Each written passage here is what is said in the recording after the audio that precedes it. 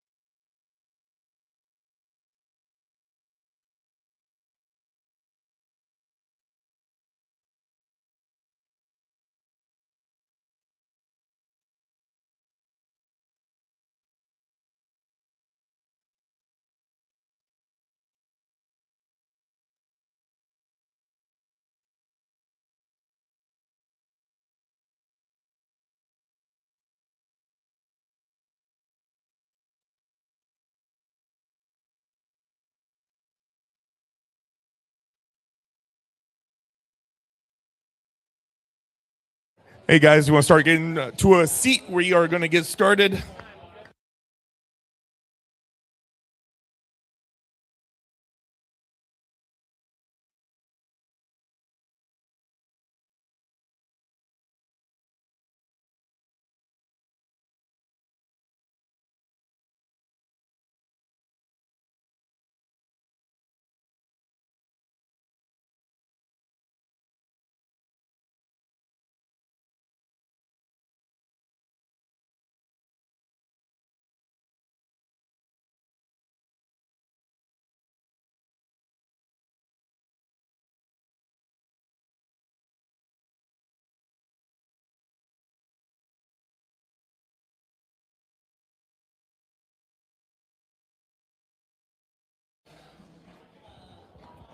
So usually when we get started, everybody that's in the bar will start hearing the conversation happening, and then all the bar people will come, and all of a sudden all the spots will be filled. So that's how we like it.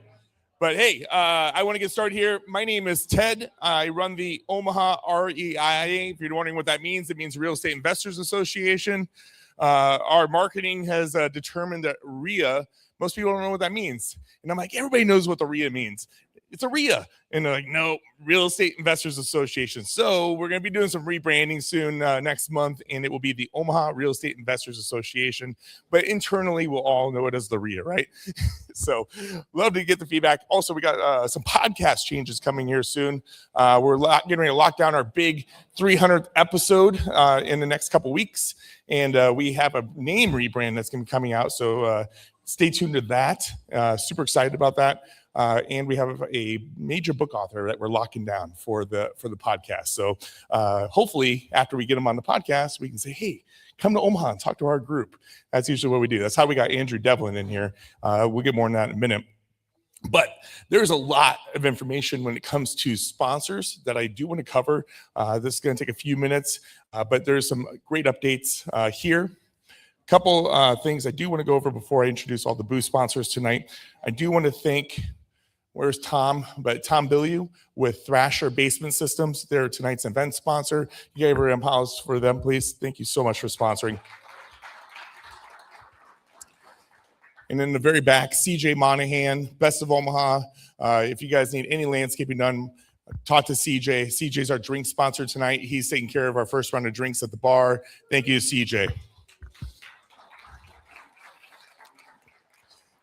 If you guys are not familiar with who we are, what we do, I've seen a couple of new faces. Some people come out to me.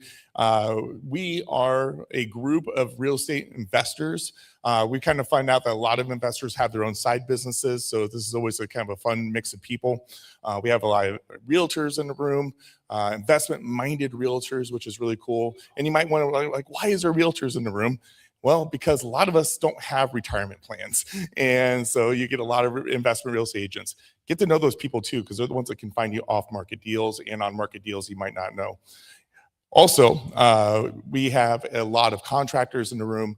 So get to know the contractors, build your book of business. Also, go to omahareia.com. We have a vendors tab, and all the sponsors under that tab are our vetted sponsors. Now, I can't tell you 100% that every sponsor is going to be perfect, but these are the people I use in my business for years. We've done background checks. We checked their Better Business Bureau reports. We checked their Google checks. We've done forewarned background checks on them. I personally sat down with every sponsor that has worked with you to make sure that you guys have the most trusted group of people to work with. If you are a sponsor in the room, can you raise your hand just so we know who you guys are? Yeah, so there's a handful. They're in the middle right here with you guys. So thank you. Before we get to introducing all the booths, I do want to go over some new sponsors. We have Ben Harrell from Safe Exit Windows. Is Ben here? There he is. Ben, you want to tell us a little bit about your company and what you do? And then and what discount you guys offer to the members? $1 million. Thank you, Ted, for having me here. Safe Exit Egress Window Company. That's my business that I do. Sorry, I hate in front of people. Sorry.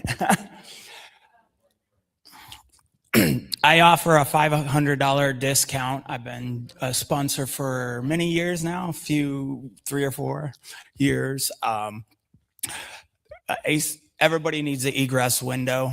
And then a couple years ago, just to let people know, the city of Omaha changed their guidelines, and every house needs to have an egress window in the basement when you finish it. If there is one in the bedroom, that counts. But if there ain't any one, you need to put one in now. That is a new code. Yes, that's the egress windows. I also do general contracting, and I do modular homes. So if anybody is ever interested in doing some modular homes, investment-wise, single-family apartments, multi-family townhomes, stuff like that, let me know. Thank you. Thank you. Appreciate it. Also, renewed sponsor is Liquid Lending Solutions. They renewed for their 5th year, so thank you to Liquid Lending. And then MOTAC, Metro Omaha Tobacco Association Coalition, I believe that's what it stands for, just renewed. If you are ever interested in getting non-smoker stickers and education for your multifamilies, this is a service provided by the state of Nebraska, and they will help you with that. If you just like the no smoking stickers in your properties, they hand those out for free. They usually have them when they show up, so take advantage of that. So I don't know that MOTAC's all free for you, so there's no discounts. Free. It's the best way to go. Also, want to introduce tonight's CJ. You want to come up here? CJ from Monahan Lawn Services and Property Services. Actually using CJ to rebuild a retaining wall. I had a flood over my backyard and went over my swimming pool and took my whole retaining wall this way. So we're rebuilding that in here in about a week or two, right? So super excited about that. But can you tell us about what you do, what you provide, and tell us a little bit about Monahan? Yeah. All righty. So like you said, CJ Monahan Lawn Care and Property Services. We're a full service lawn and landscape company for both residential and commercial properties. almost anything on a property you can think of: mowing, fertilizing, cleanups, some basic landscaping like mulch and plants, anything to design, install retaining walls, paver patios, fire pits, outdoor living. Wintertime stuff is holiday lights, lots and lots of snow removal. Not this year, unfortunately. And irrigation. So let me know.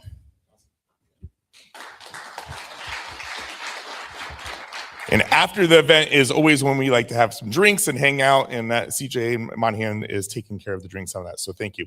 So yeah, it's always good. We also want to introduce one of our newest sponsors, Fiber First. Do you want me to come over to you? So it's on 3? Yeah, I can come over to you. And tell us about what you do, what you provide. And I know there's different levels of the business.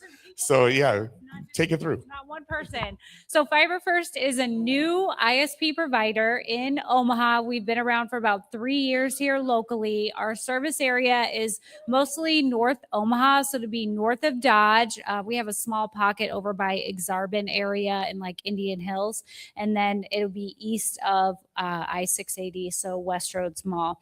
But Fiber First, we have up to 8 gig. We're awesome. We have local customer service, and yeah, you get what you pay for. Upload, download speeds are symmetrical, no hodgepodge fiber. It's 100% fiber.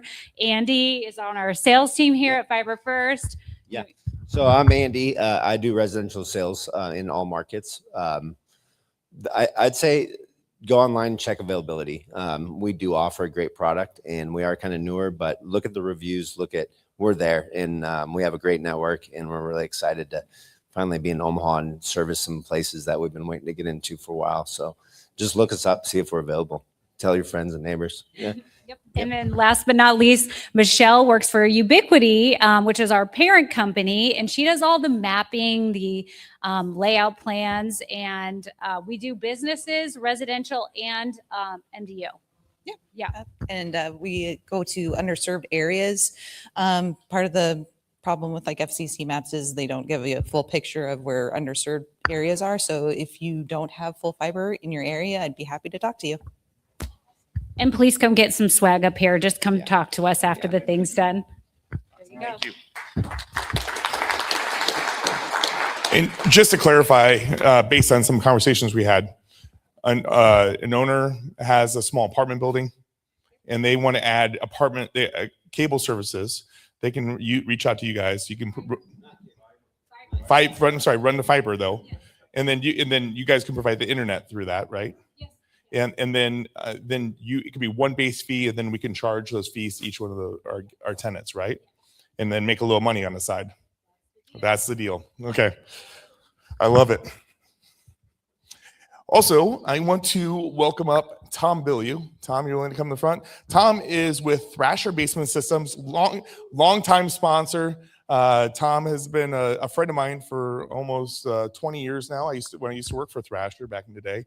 Tom was one of the trainers I had. He's the guy that knows everything about everything, but he's a little unique on how he handles the business. He doesn't do the typical Thrasher way. He does it Tom's way. And as far as the inspection side of it goes, but Tom knows his shit. And that's why we working with Tom. So Tom, will tell us a little bit about Thrasher, what you provide. Sure. Thanks, Ted. So my name's Tom Billieu. I've been with Thrasher, be starting 37 years coming up here. And I specialize in working with real estate transaction property managers. And the whole idea is for you guys to call me directly. That way I can get out there in a timely fashion, give you a number quickly so you guys know what you're looking at.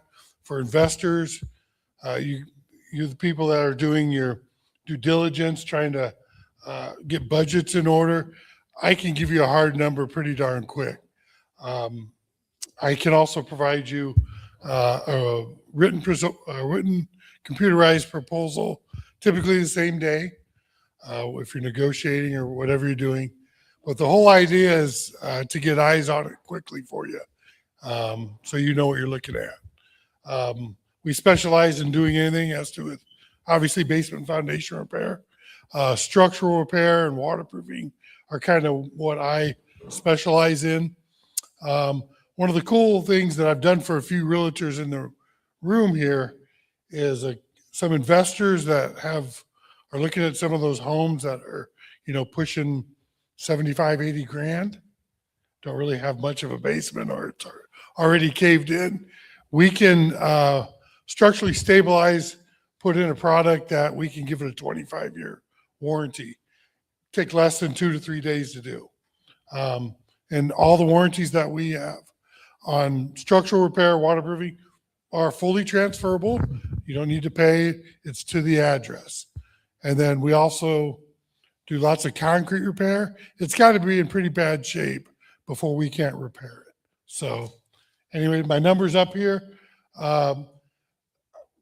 It does have my email. Don't email me. Well, we have all the security crap and it gets flagged.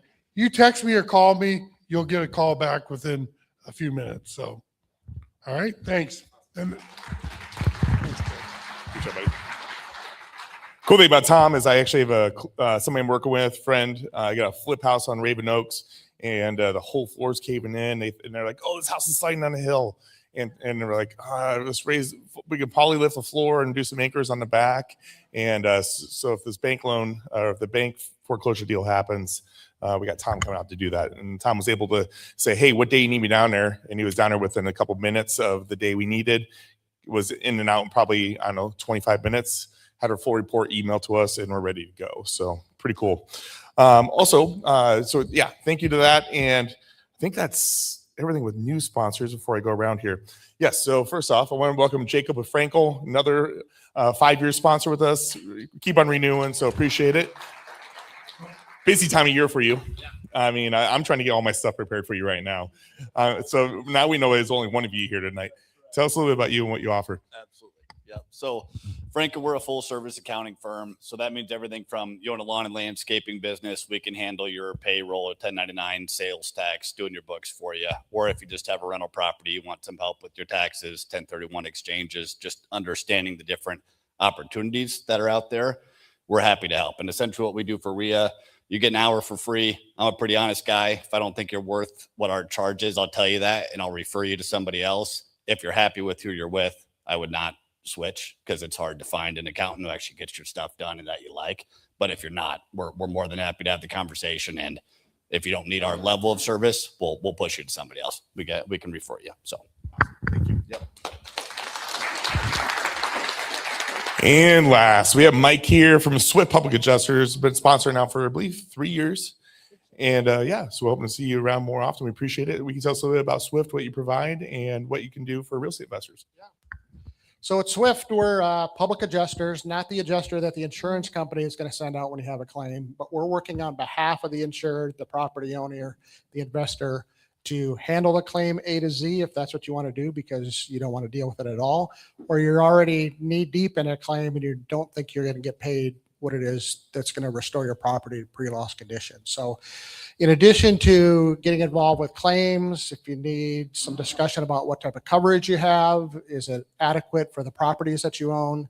But we'll also, if you've got multiple properties, we'll take that property list, load it into a database that monitors hail, wind, and tornado damage. It's the same tool that's used by FEMA.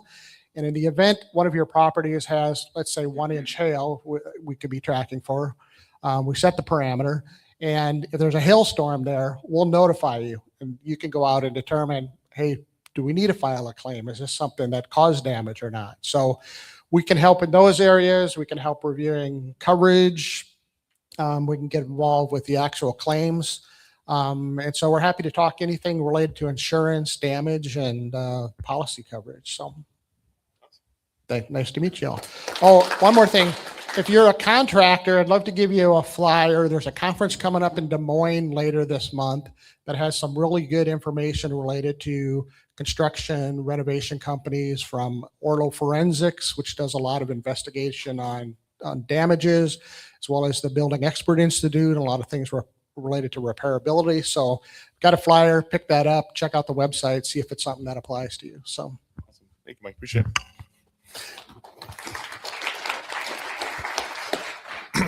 And just a heads up, I'm not going to get all of it now, but check out Paul Vacheski's Facebook page. It was a Nebraska landlord. There's a lot going on in legislation right now that affect you guys. I don't know how many bills. Angela, how many bills are there? Like 8? 10 or 12 bills that are, and most of them are against landlords. So check it out, subscribe to his newsletter. And if it's something that affects you, you should call and try to get involved. I mean, Airbnbs, they're trying to go against us Airbnb holders too. There's a lot going on, so be prepared. I'm not going to get into it now, but there's a lot there. Talk to Angela. She's really big on every legislation, what's going on. So yeah, I'm going to wrap this up here really fast because I do want to get to our amazing speaker tonight.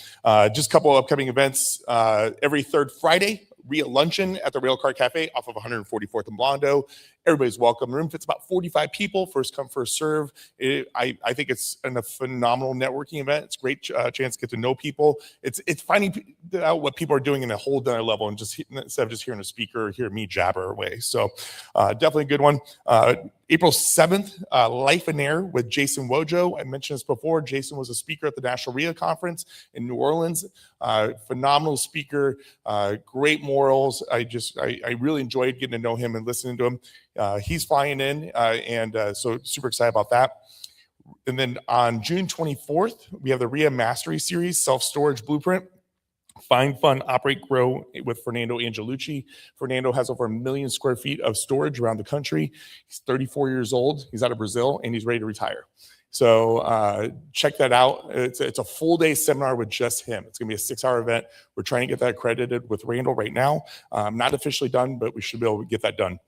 And then July 10th, we partnered with Gerard Bacos with OBO and the Omaha REIA. They're presenting the 6th annual golf scramble. If you're interested in sponsoring that, or if you are interested in just getting a foursome, please let us know. Where's Gerard? There he is. We're doing breakfast, lunch, and dinner. No breakfast, lunch, and dinner. We're at the Council Bluffs Country Club, and we have tons of whole sponsors. I mean, all different sponsorships start off at $250, I think, right? Yeah, 200 up to 5,000. So all the sponsorship opportunities are open. We're just getting it out there. I just created a sales pack if you want print, or what's the website? OurBusinessOwners.com to check it out, and talk to Gerard or myself. We can get you more details. Plus, there's flyers on all the tables. So please sign up for that. We really appreciate it. Also, before I do the introduction, we do have a podcast. It's called REIA Radio. I do that with my buddy Owen Dashner. We just had Dalton Hansen on. The first deal that changed everything is what we called it. And then tomorrow we have first rental to 60 units, Dane Peterson. It was an act of God to get Dane Peterson, and I'm going to tell you that right now. You guys, does anybody know Dane? Yeah. He's got like 500 units, and he's done it in 4 years. And he's just an insurance guy and started buying some investments. You want to hear a story of a guy that's extremely modest and doesn't talk about anything? That's Dane. He's like, man, I don't do podcasts, but it was a fun one. So I definitely listen to it and give him some shit. Okay, tonight we got somebody special. Andrew Devlin is not just a pump you up for 20 minutes and sell you a course in the back kind of speaker. This guy has over 35,000 hours of one-on-one coaching with business owners and high performance makers. He was one of the top coaches inside Tony Robbins' organization.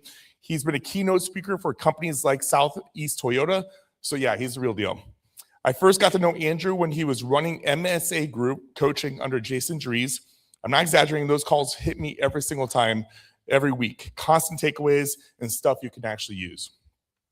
Then we had him on the REIA Radio podcast, and it was one of those conversations where things just kind of clicked. Andrew teaches from real life, his own and his clients, not theory, not hype, real patterns he's seen in people who win and people who keep on getting in their own way. And he's here. I'm sorry. And here's why he's perfect for this room. This isn't just one of those real estate events. This helps you build your business, leading a team, working at W2, trying to communicate better, negotiate better, and just stop overthinking everything, which is my issue. And because let's be honest, sometimes it's not about the market or the rates or the city inspector. It's really us that's screwing up, isn't it? We're the one holding each other back. Well, this is where things are going to change. So grab the notebooks. We're going to have a little workbook we're going to hand on a little bit. Lean in and give a huge Omaha REIA applause to Andrew Devlin.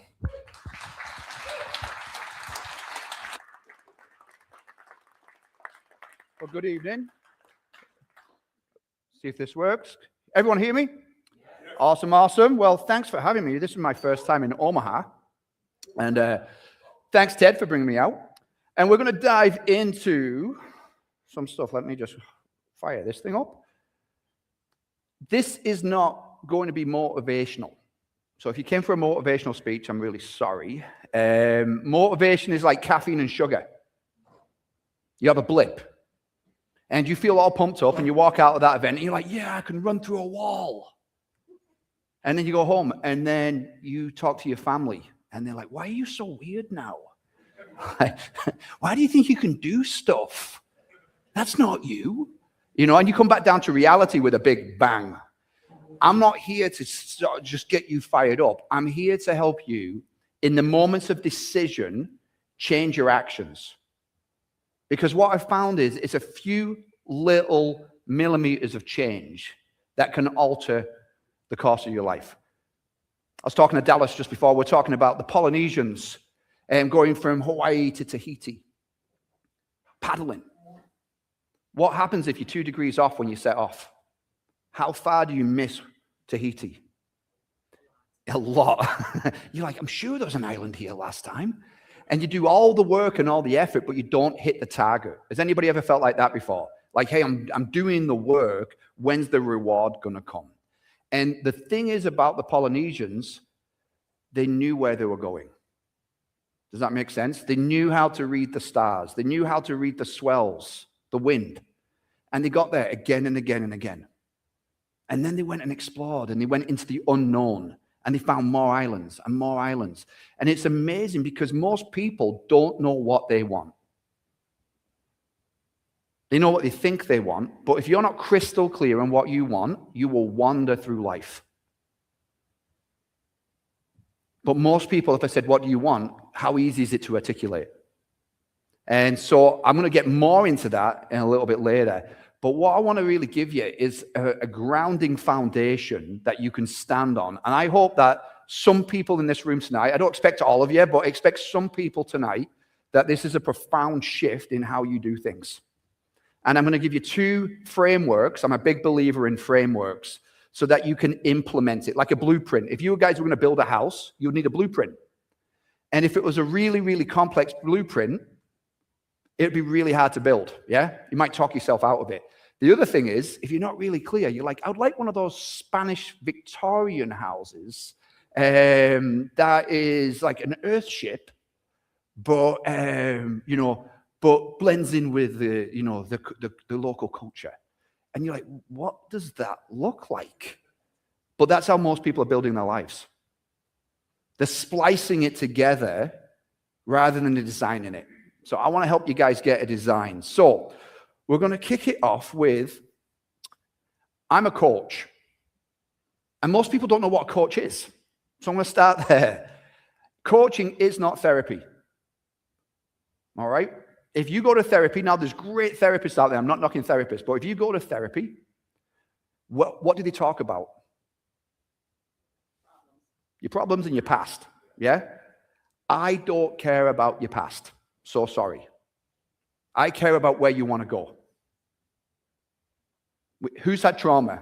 If I had more arms, I'd raise them up. All right? Everyone's had trauma. You are not a byproduct of your past unless you keep repeating those patterns. So when I get together, I go like, hey, where do you want to go? I'm like a travel agent. Where do you want to go? Oh, well, I don't want to go to Kansas. Okay. Where do you want to go? Well, I don't want to go to Florida. That's how most people talk. They don't, what do you want? Well, I don't want to be broke. I was like, okay, well, I don't want to struggle in my business. I'm like, okay, well, what do you want? We got a glitch. And so people get lost. I want you to get so completely clear on what you want that you know it like your favorite song. Who here could sing most of the words of Bohemian Rhapsody? If it came on, push come to shove, all right? At least 50% of the words. You know the man. Most people know that song more than they know their own goals. That makes sense?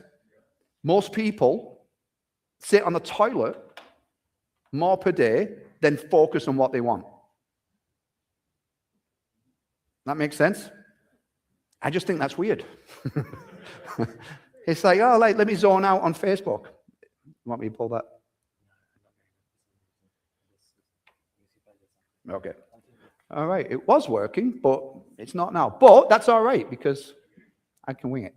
All right. So I'm going to take you back. Should be before World War II. There was a guy, and he was climbing up this ladder off a crane. And this is in a shipbuilding town. And this crane was lifting up a cylinder. And the cable snapped. And he sees it falling down, and he sees the people below, and he pushes it. And he takes his fingers off. Loses all his fingers. And he cleaned toilets after that. The company said, hey, we're going to look after you. And he couldn't because World War II happened. And he served his family. He went home one day and he told his wife, get your glad rags on. Anybody know what glad rags are? Your fancy clothes. And his wife said, we've got no money. He said, I don't care, we're going out tonight. When they were out, air raid sirens come on. When he goes home, there's a crater. He's lost everything. Then he lost his first child. And he overcome adversity. And that's my grandfather. And you guys have all got those ancestors too. Yeah?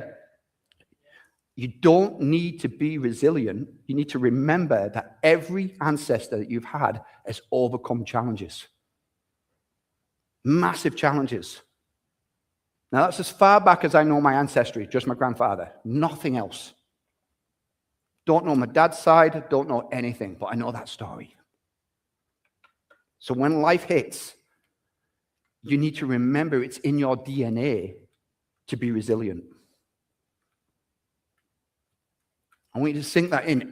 How many ancestors do you have that have overcome massive adversity? And are we in an adverse market right now? Yeah. But can we overcome it? Yeah. Because we're built from resilience. Sorry, I've got a million screens up. Now you guys know how my brain works. No, not that one. I'll grab it. There it is. There we go. Look at that.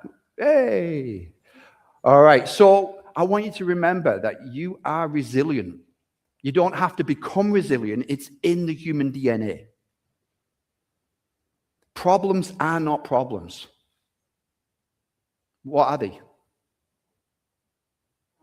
Opportunities. Yeah. For the people that look for solutions. Most people look at problems, not solutions. All right? We're in a market right now that is going to separate the people that find solutions to the people that focus on the problem.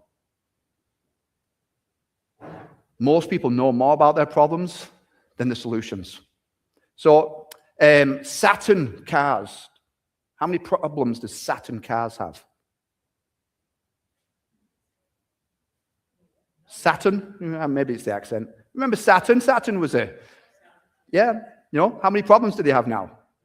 None. What about Pontiac? None. Why not? They're not here. All right. What about Tesla? What about Ford? Lots. Atari computers. How many problems have they got? Zero. Apple. Great. Who here would like to owe for this year $1 million worth of tax? Yeah.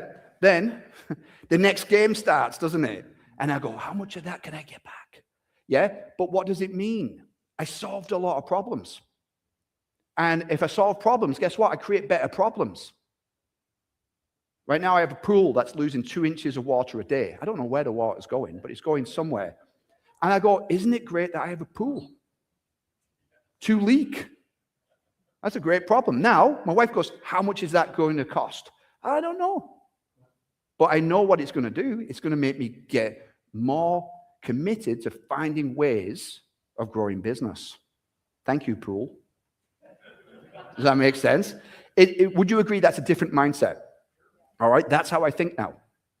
Now, I didn't used to think like that. So I'm going to rewind. Every day in school, I was told I was an idiot by my teachers. I was picked on by my teachers. I would go to math, and my math teacher said, you're not going to be able to do any of this. Go play Tetris. Cool. So I got good at Tetris. I just showed my son that when he got one of the video games from the old days, and he said, Dad, you're really good at Tetris. I was like, oh, I did this for 3 hours a week, just in school. And then English, the same. He's like, if you're going to get everything wrong, why do you even bother coming to school? And I was like, I don't know. Guess I won't. One man, he was the woodwork guy, woodwork teacher. I was horrible at woodwork as well. But he would say, where are you going? I was like, I don't know. I'm just getting out of here. He's like, do you want to come rock climbing? Yeah, I'll come rock climbing. Hey, do you want to come skiing? Now, we skied on a dry ski slope, which looks like an upside down bottom of a broom with a sprinkler system. It was not a fancy place. We had a rope that burnt your hand, so we wore construction gloves. But he taught me to ski. He taught me to windsurf. He took me under his wing. Didn't teach me anything in school, but he would hang out with me on the weekends, teaching me what I didn't realize was leadership. He would say, hey, why don't you teach these kids how to windsurf now? Why don't you teach these kids how to rock climb? I was like, oh, okay, this is great. I don't go to school, but I'm doing all this leadership stuff. Well, I didn't know it was leadership stuff. I thought it was fun. And I remember at Careers Day, I was 16 years old, and they said, what do you want to do? I said, I want to be a windsurfer. And they said, that's not a real job. And I said, no, I'm pretty sure it is. Somebody has that job. And they said, well, if you like water so much, why don't you become a plumber? And I was like, I don't think we think the same. So I became a windsurf instructor. And I traveled around. Now, it sounds really glamorous. I lived in a tent. And I think I made $50 a week. But I was a windsurf instructor. I did it. And then I ended up on the cruise lines. And I met this cute girl in Alaska, of all places. And she lived in Colorado. 22 years later, 4 kids. And here I am. But so it wasn't a plan back then. I was just trying to get away from my problems. I didn't like the rain. It rains a lot in England. So I left. And then I didn't like where I was. And I remember I was in Tahiti, Bora Bora. I'd rode around the whole island on a bike. And then I got back to where I started, and I went, where next? And I went, you can't be happy in Bora Bora. If you come all the way from England, you can't get much further away, and you're still not happy. Why? Still me. It's still the same way I thought. And we'll have these people that will come into our lives, and they'll tell us a different version of who we are. And so I went to personal training school, and they said at the end, they said, hey, somebody did something that hardly ever happens. Somebody scored 99% in the exam. And I was like, great. The guy next to me, he's like, I've got a master's degree in biology. I aced it. I was like, good job, bud. And then they said, Andrew Devlin. And I went, yeah. And they said, it's you. Me what? You scored 99%. Guess what came out my mouth next? I promise you I didn't cheat. Because I believe I'm an idiot at that point in my life. And I was like, I'll take it again. You can watch me. You must have got the papers mixed up. Because I was always told I was an idiot. And now I've got somebody else telling me different information. And I went, oh, no, that's not me. Sometimes the thing that holds us back the most is who we think we are. Because you were told it by somebody else who had wounds. Wounded people wound people. Transformed people transform people. So I was taught by wounded people to lower me, to keep me small, to keep me from dreaming, from keeping me pursuing my definition of success. So this guy walks me outside. He's like, can we talk? And I'm like, you're kicking me out the cars?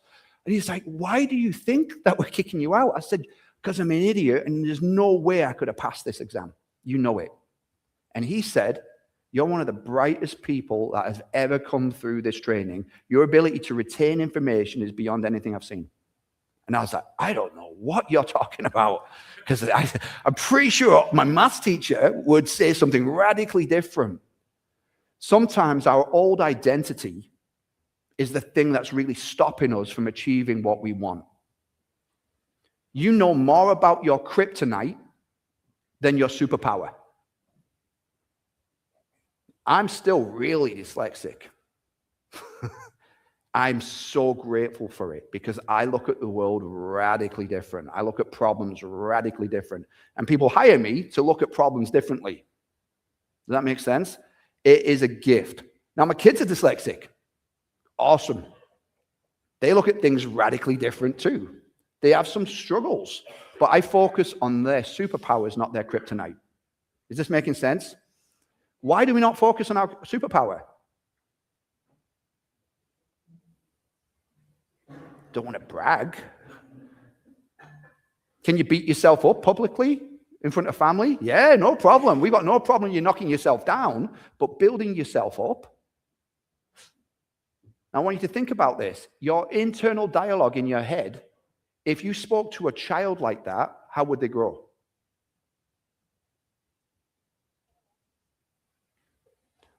We need to treat ourselves like the best parent in the world. Is this making sense? I don't have that, hey, pouring into me. Yeah. So I decided to be my own best dad. For me. So when I do something, I recognize that I've done something and I talk to myself like I talk to my son. Well done, bud. I saw how hard you worked on that. I saw you go all in. I'm really proud of you. I saw how you treated that person. And I'm really proud of how you responded to them. So I want you to think about your internal dialogue. What are you focused on? What's your internal voice?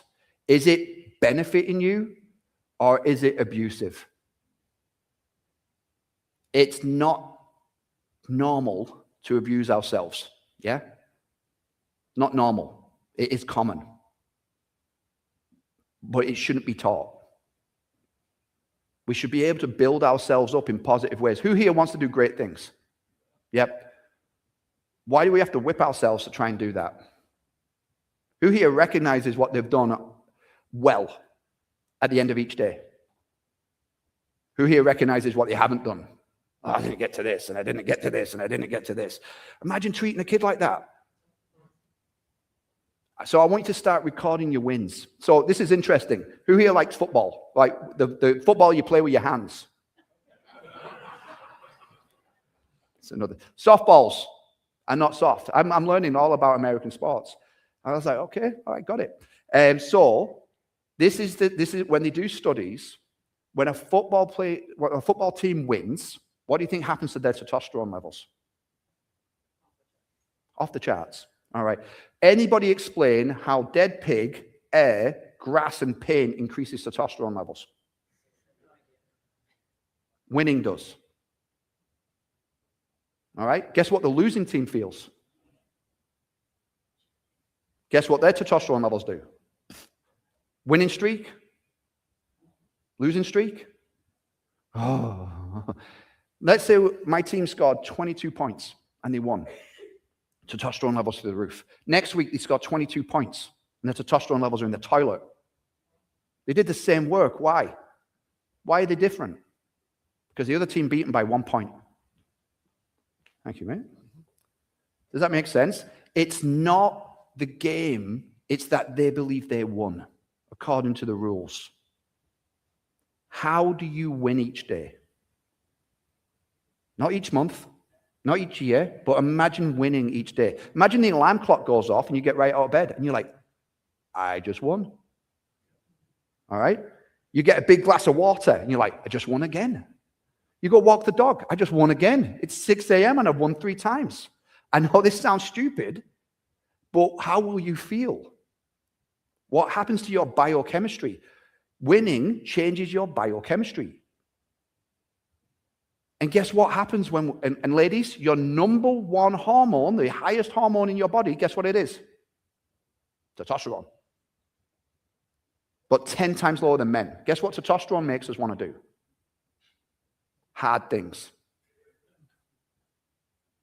Anybody got any teenage boys? All they want to do is fight. My son walks past me, he shoves me with his shoulder. I'm like, buddy, what do you want? Oh, didn't know I did it, Dad. They want challenge. Does that make sense? And we get so caught up in not feeling like we win. And me and my wife, we used to live in Colorado, and we decided to move. So we sold the house, we moved into a rental, and we're putting the stuff in storage. And we're driving past, and my wife looks at this guy smoothing out concrete. And she bursts into tears. And I burst into tears. And she's like, what's wrong? I said, I think I know what you're thinking. She's like, what's that? I said, you'd love a job that you know's done at the end of the day. Finish my job. As entrepreneurs, we don't get that. There's always something else we can do. And I decided in that moment, I need to track my wins. Because otherwise it feels like you never win. Anybody else? It's just like, Monday's coming. It's like, great, how am I going to win on Monday? What are my definitions? Because here's the deal. Let's say we played football and I tackled you. Who would be angry? You'd have to be on the opposing team, because if you're on my team, then you might be angry. But if you're on the opposing team and I tackle you, who would be upset? Part of the game. And then the next day we play basketball and I tackle you at half the force. What would you feel now? Yeah, you'd be, what's wrong with you? I did it twice as hard yesterday and you didn't say a word, because the rules of the game changed. Have the rules changed in real estate since 2020? Did you know the rules changed? The game changed? The people that can assess that the game's changed are the people that win. Sometimes you'll be playing basketball. I don't recommend playing cricket. If anyone's interested, don't do it. That was torture as a child. Right? Rugby's good. You can play rugby. But you need to know what the game is that you're playing, and the game changes. And you might come to work tomorrow and the game's changed, but you're playing by the old rules. The people that can adapt the quickest win. Did Blockbuster adapt? No. Toys R Us? No. Big businesses? Gone. Because they didn't adapt. Do you know, Kodak originally developed the first digital camera, and they shelved it because they believed they were a film company. They sell cameras, but the real money was made in the film. They never adapted quicker. Does that make sense? So we've got to adapt. Now, if you're like, yeah, but I've always done it this way. That's what happens when people lose the businesses. That makes sense? They're committed to doing it away. So here's a weird thing. Who here, if I said my goal is to have a date night once a week with my wife, good goal or bad goal? Crap goal. It's not a goal. It's a strategy. My goal is to have a loving, passionate marriage. How am I going to do that? With a date night. My goal is to go to the gym 5 days a week. Good goal or bad goal? Yeah, it's crap. Why? Because my goal is to have enough energy that my first client of the day and my last client of the day do not notice the difference, because my energy is high. That my 4 kids have a dad who's fully present. That my wife has all the husband that she needs. And then I've got enough at the end of the day where I don't crash. How am I going to do that? Go to the gym 5 days a week. Does that make sense?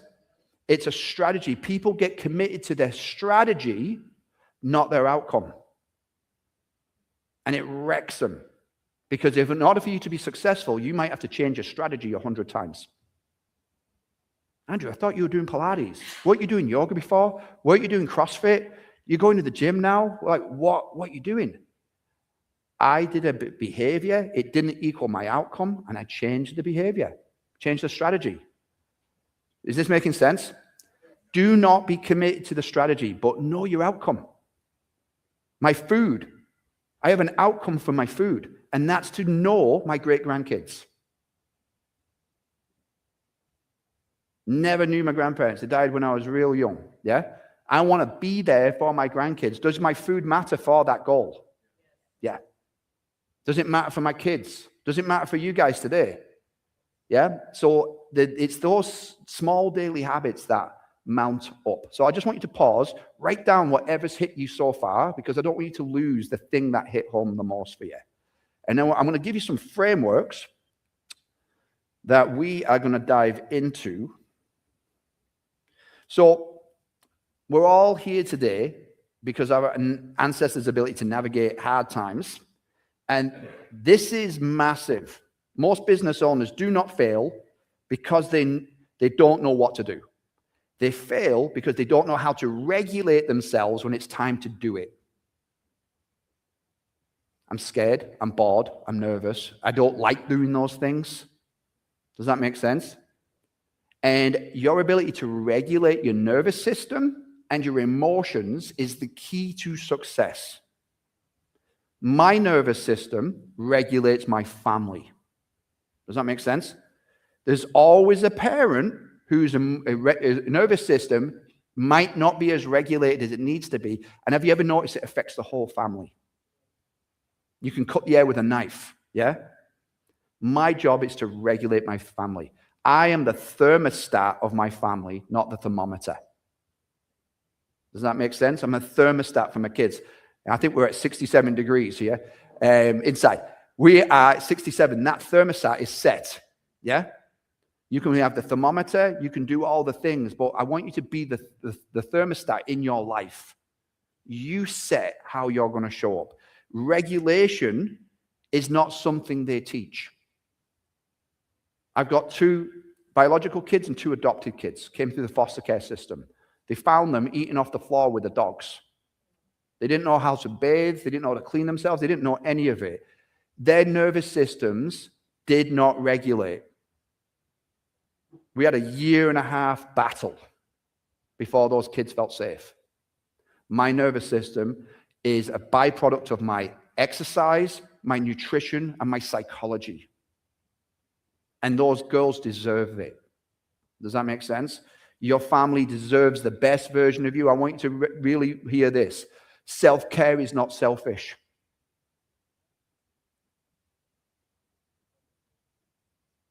You are allowed to look after yourself. It is an absolute priority that we give the best version of ourselves to our family, to our staff, to our community.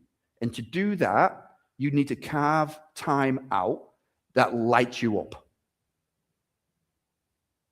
I'm a wilderness guy. I like going off in the desert. I live in the southern Utah, about 90 minutes from Vegas. I like being in the middle of nowhere with coyotes all running around, and I'm in a tent. That sounds like a good day to me. Not everybody likes that, but that's what lights me up, yeah? And I have to carve time out. I schedule time in for me to be the best dad, best husband, best coach I can be. Is this making sense? When I ask most adults, what do you do for fun? They struggle answering that question. I like my Jeep. I like my mountain bike. I like guitars. And I've just bought a brand new sport. I don't even know if I'm going to be good at this, but it's wing foiling. I'm going to try it. It's floating across the water at breakneck speeds. What could possibly go wrong? All right. So what would change if you could catch the moment where you're about to make a decision that feels good now but costs you later? If you knew, you're like, oh, I'm going to make this decision. So we're going to pass out some handouts because what we're going to focus on now is emotional mastery. We choose what is good over what feels good. And I'm going to talk about these 4 classes of emotion. This is the framework. There's a lot of coaches out there that they will blast you with information. I want you mastering a few concepts. Simple attracts and complicated makes lazy. I want simple processes for you so that you can use this starting today. These 4 classes of emotion, and I'm going to talk about the 6 human needs today as well. These are 2 things that I used to not feel depressed. I spent years feeling depressed. I lay on the couch and I didn't want to do anything. I didn't want to go anywhere. And I just was miserable. And once I learned these things, I remember I was in the shower. I thought, what class am I in? And I decided to make a change. So we're going to pass these out because we're going to do some workshop time as well, because I don't want you just walking out of here with knowledge. I want you to actually dive in. So we're going to talk about these 4 classes of emotion. So each class has 4 levels. All right. So there's 4 classes, but there's 4 levels to each class. Class 1. It feels good. Who likes feeling good? Great. Awesome. So we're going to move towards class 1s. It is good for you. It is good for others, and it's good for the greater good. Who would like some class 1 experiences? Yeah. Who would like more class 1 experiences? Awesome. So most people, the reality is that very few humans will experience this very frequently because they choose something else. I want this room here to have a boatload of class 1 experiences this year. I want you going, this is one of the best years of my life because you're pursuing class 1s. All right? I'm going to show you how to do that. Class 2. All right. I was going to say anyone guess, but I realize you've got the handouts now. All right. It feels bad. Who likes feeling bad? Oh, but it is good for you. It is good for the greater good. It's good for others, and it's good for the greater good. That's a class 2. All right. How many people would like more class 2s in their life? But it feels bad. But it is good for you. Yeah. Not as much as the class 1s. Class 1s sound great. Class 3. It feels good. But it is bad for you. All right. It's bad for others, and it's bad for the greater good. All right. Who would like those?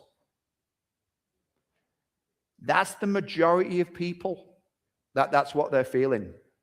All right. So they go home. They start binge watching Netflix. It's 1 a.m. They're like, crap, I've got to be up at 6. And then they get up and then they stop at McDonald's. All right. Because that feels good, doesn't it?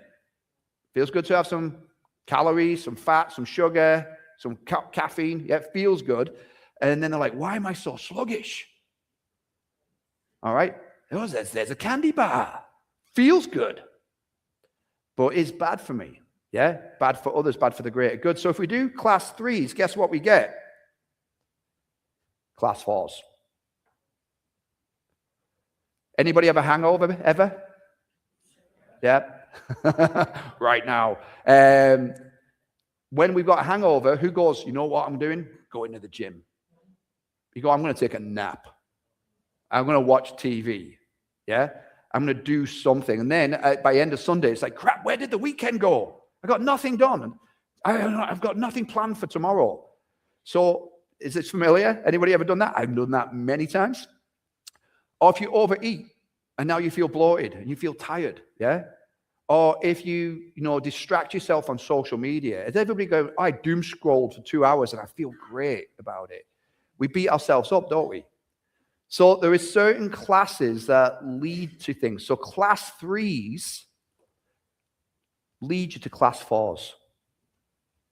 Does that make sense? If you do a class 3 activity, you're going to wake up in a class 4. Now, when you're in a class 4 and you feel bad, what do you want to feel? Good. This I don't like this rule, but this is the rule. I've never seen anybody go from a class 4 to a class 1. It's too big of a jump. So what class do people in class 4s, what do they choose? Yeah, back to 3. And that 3 leads to a 4. So they choose a different 3, which leads them to a different 4. This is the average person in the world, bouncing between 3 and 4 all the time. Now, when you do wake up with a hangover, if you went to the gym, you would flush it out, which would make you feel better, quicker. Yeah? But that's a class 2. It takes emotional intelligence to choose a class 2 over a class 3. It also goes, what's my outcome? My family went to Colorado for 3 weeks in summer to see a country music festival, and I like Led Zeppelin. So I didn't go. And so they all disappear.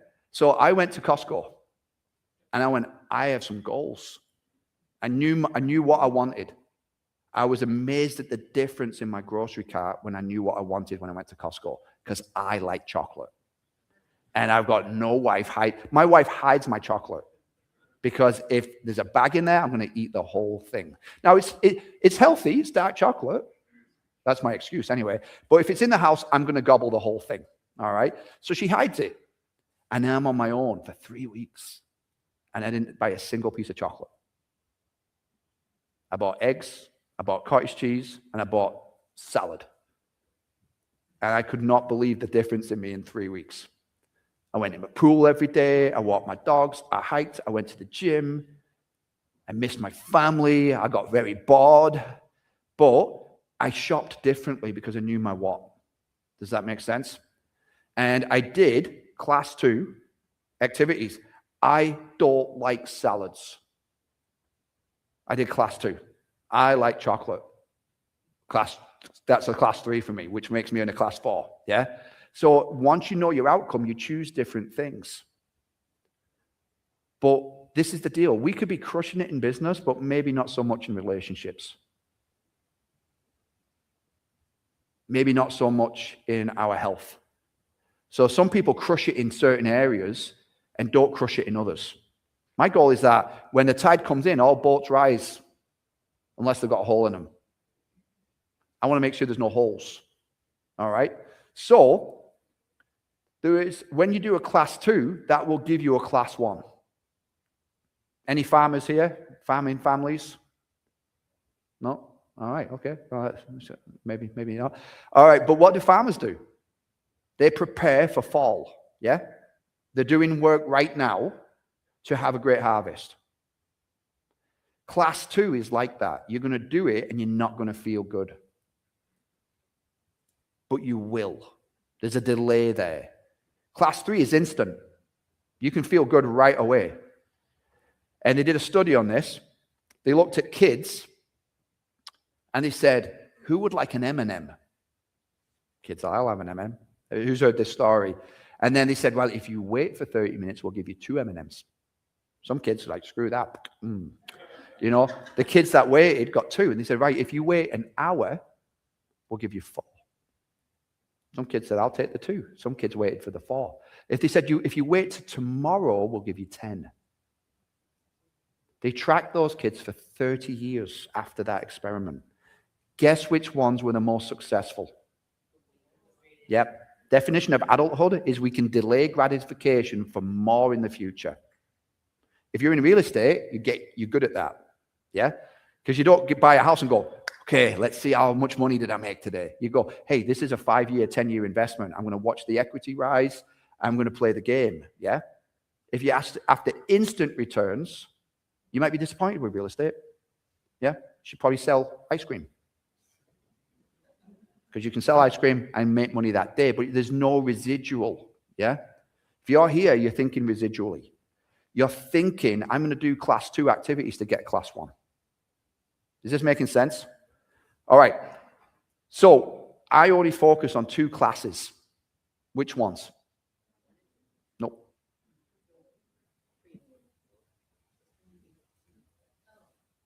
Two and 3.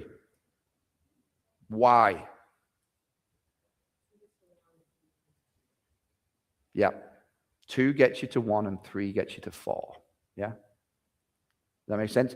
If you choose a class 3, you're going to end up in a class 4.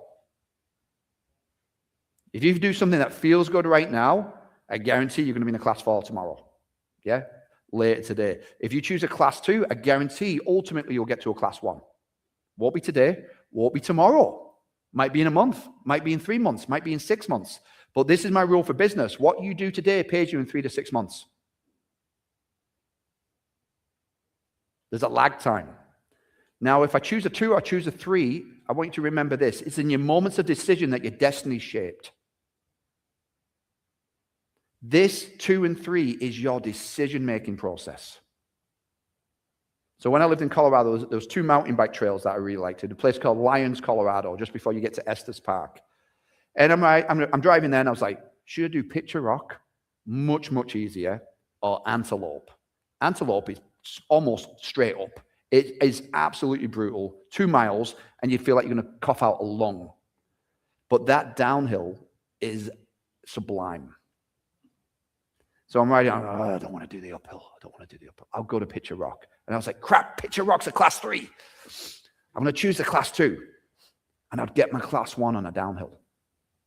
Well, what's interesting, I started getting fitter. And then I started timing myself uphill. And I started enjoying the uphill. But then if I ever got injured, got sick, I was like, oh, there's that uphill again. I'm back to that class 2. I always chose antelope because I couldn't allow myself to choose a class 3. Is this making sense? 4 years ago, I was 180 pounds. And I started getting horrendous vertigo. Anybody ever suffered with vertigo? Pinned to the ground, can't walk, can't crawl, every single weekend for about a year and a half. Couldn't cycle anymore. So I went to the gym. Because I couldn't walk well, but I could walk well enough to get to the gym. I didn't use free weights because I didn't have balance. So I just lifted weights. And I didn't know I could grow muscle. It was a new thing. I always thought I was just a skinny kid. But then I started doing the daily discipline. But this is what held me back. I wanted to have good workouts. Why would wanting good workouts hold me back? Perfectionism. I decided I'm going to have bad workouts. Can't make an excuse now. Oh, I'm tired. Yeah, but can you have a bad workout? Yeah. My consistency went through the roof. Does that make sense? Success is based on consistency, not max effort. You can't sprint your way to success. You've got to do the daily discipline to get you where you want to go. And I promise you this, there's going to be a lot of I don't want tos. And I want you to look at these 4 classes and ask yourself, where am I at? Where am I at in my daily discipline? Is this making sense? I think I've got a little flyer. So look at your worksheet. So we're going to break into these worksheets. There we go. And I want you to think about what class are you in with your food. No judgment, all right? So this is not a time for judgment. This is a time for evaluation. Successful people evaluate, not judge. So you're just judging yourself. I'm not looking at this. Nobody else is looking at this. This is for you. With your food, which level, which class of emotion are you in? Are you in a 1? Are you in a 2? Are you in a 3? Are you in a 4?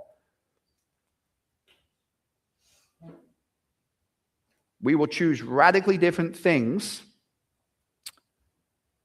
based on our emotions. Some people eat out of stress. Sadness, boredom, yeah? Some people drink from that way. Some people have relationships that way. So I just want you to go through that. And I just want you to go, which classes am I in food, exercise, relationships, and business? We could do this with kids. We could do this with, if you've got a W-2, there's so many ways you can apply this, but this is just that self-assessment, all right? And I want you to look at, where am I choosing class 3s? And if you're going to choose a class 2, what would that look like? What would a class 2 exercise look like? For me, it's going when I don't feel like it. It's choosing the meal that I might not particularly want on the menu, but I know it equals my goal for having the energy for my wife and my kids and my clients. Yeah? Now, does that mean I never have ice cream? No. Does that mean I never have alcohol? No, but it's a choice that I'm making not to distract myself. Does that make sense? If my kids are having a birthday party and I look at the cake and the cake looks good, if it doesn't, I'm not just eating it because it's there. But I'll tell you what, I have a rule. Best time to eat cake is after a leg workout. It's not that there's no wrong food. There's just wrong timing. Does that make sense? I can pack the food away, but it has to be earned. That's a different rule. Does that make sense? My wife hired a trainer in November. My mom got cancer. I went back to England for 6 weeks, and I got my wife a trainer while I was gone. And I came back, she goes, I've never eaten so much in my life.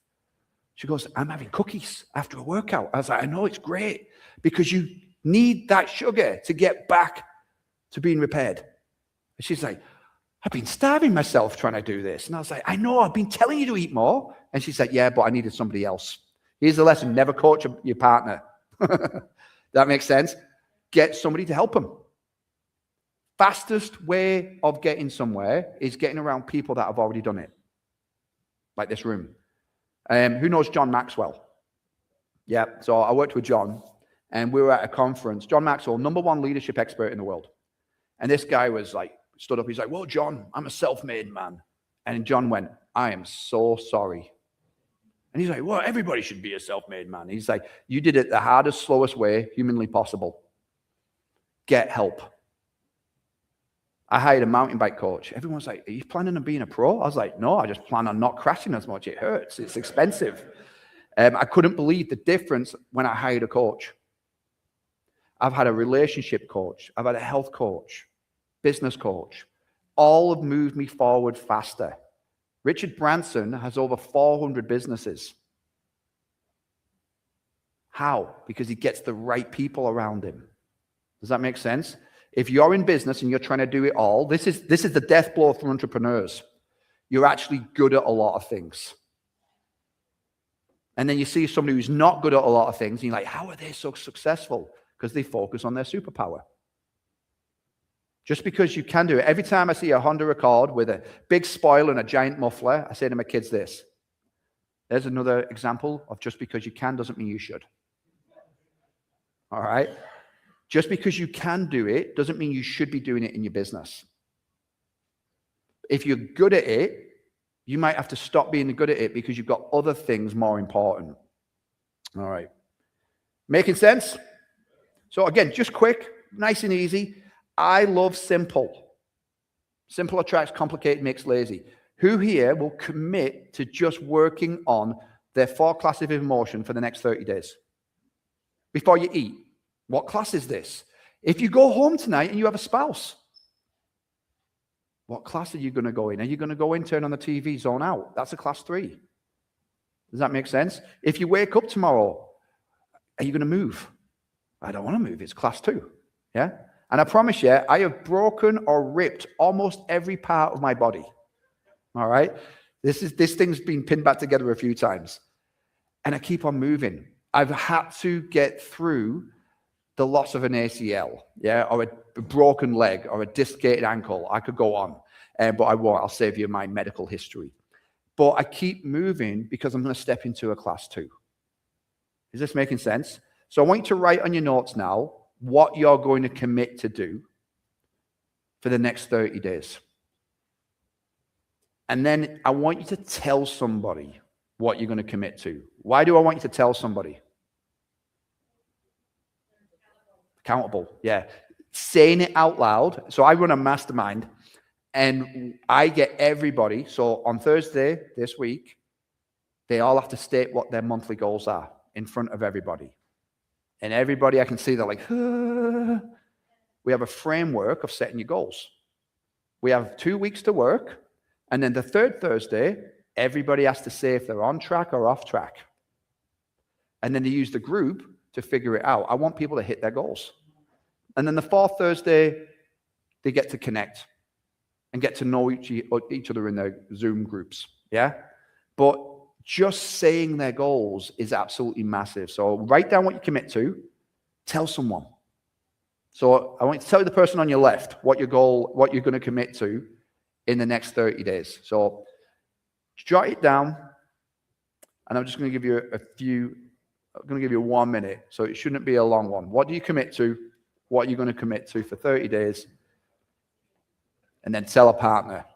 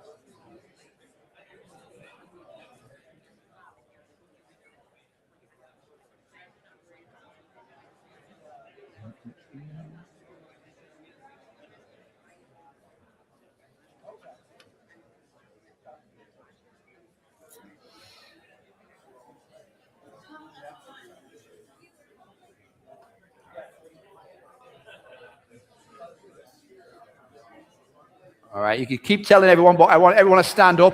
We're going to raise the energy of the room. Stand up, confident, move around, because we're going to get into the next segment, and I just want your brains fresh.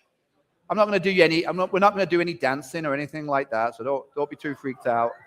Going to lead a tango here, cha-cha. Just move around a bit. If you need to hit the restroom, now's a great time.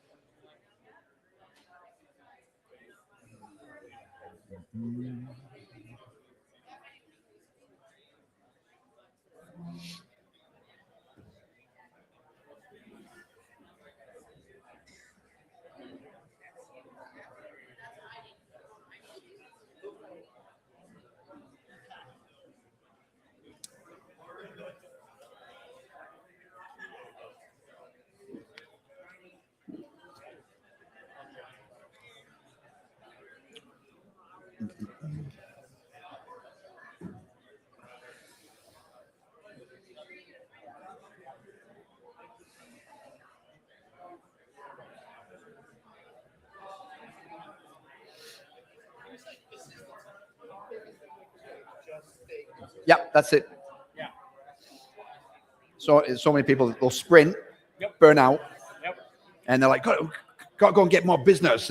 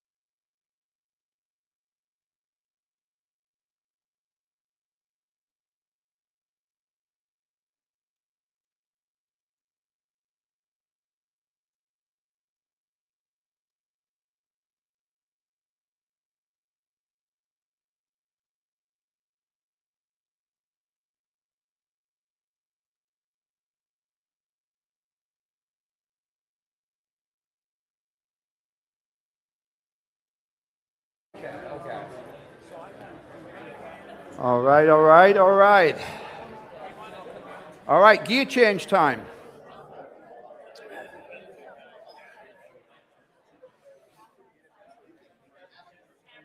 Okay, if you flip your piece of paper over, your little note sheet, you're going to see the 6 human needs now.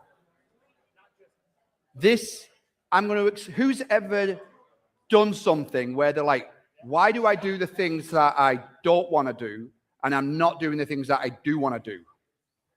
Yeah? It's like, why do we sleep in? Why do we eat the food? Why do we say the things in the relationship?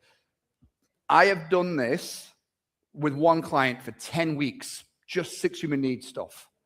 And I made him $3.5 million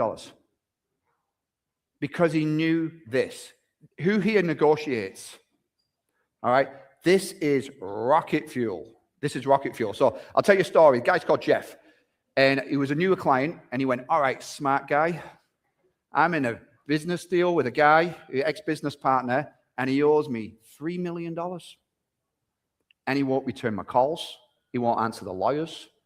And he said, I can't get him to follow through with anything. He says, how do I win? How do I get the result? And I taught him the 6 human needs. And we figured out this gentleman's 2 top needs out of the 6. Everyone's got 2 that are the prime drivers. So think of 6 cards in a deck. I don't know how you're going to stack them. Does that make sense? There's a lot of different combos that you could do with those 6 cards. This guy was variety and significance. My client would call this guy and it's like, you need to return my calls.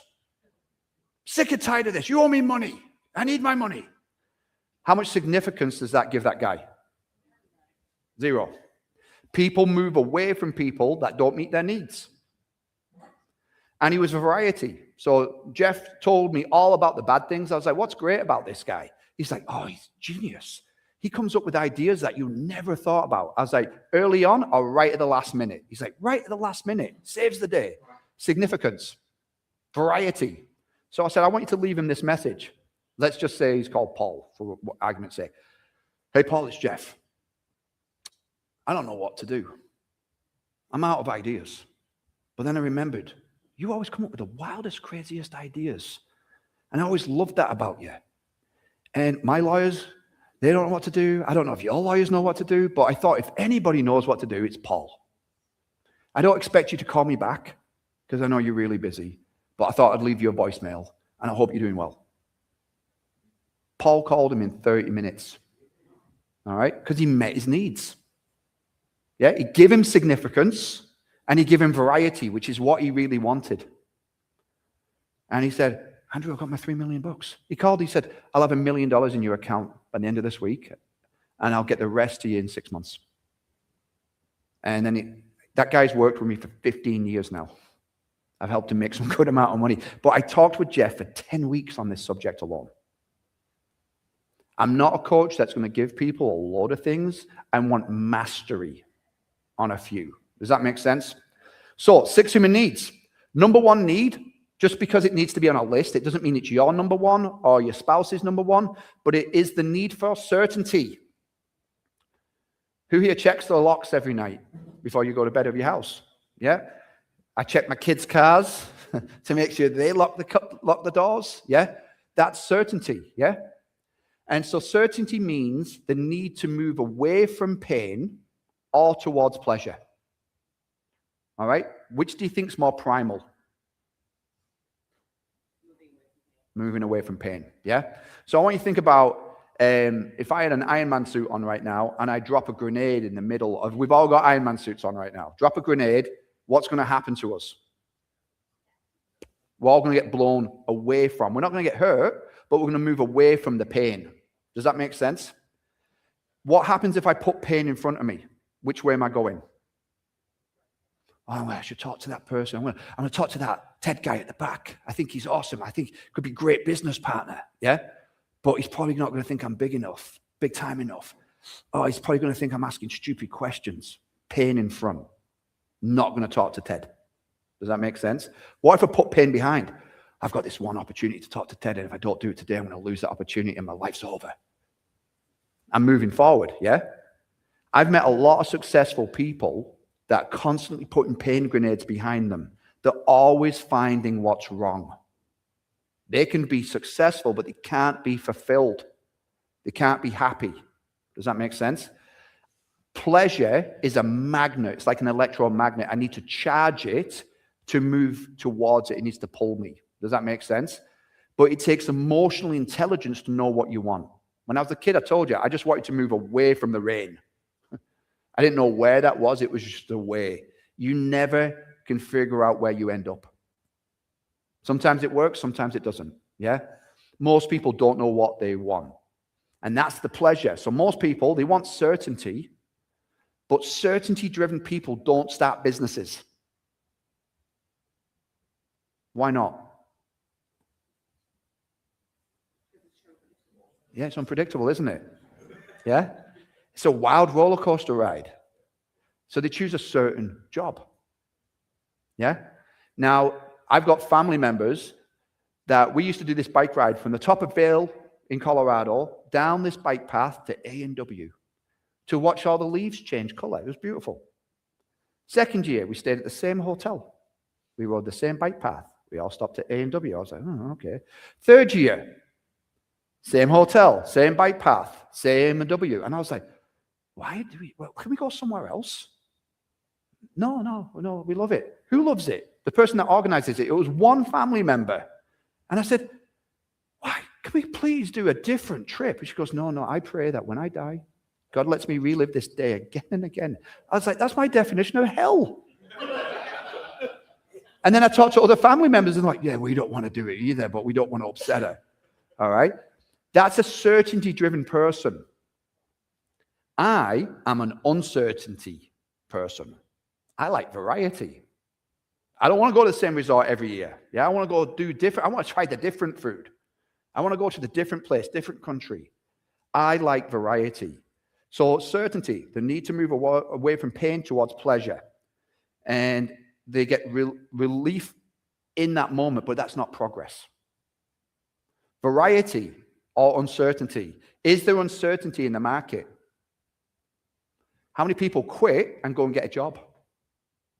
A lot, because they want certainty. And then they get the job and they get bored.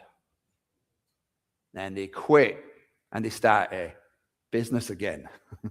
Does that make sense? They're bouncing between this pendulum, and variety is the spice of life.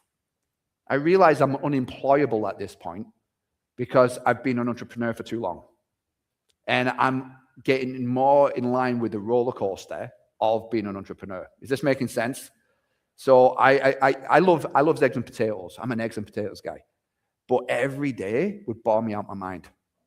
I need to try some different food to stop me getting bored. And I was like, oh, I should have got the eggs and potatoes. I still need the other food to remind myself that I like the eggs and potatoes. Does that make sense? So we need variety in life, all right? Entrepreneurs need challenge and change.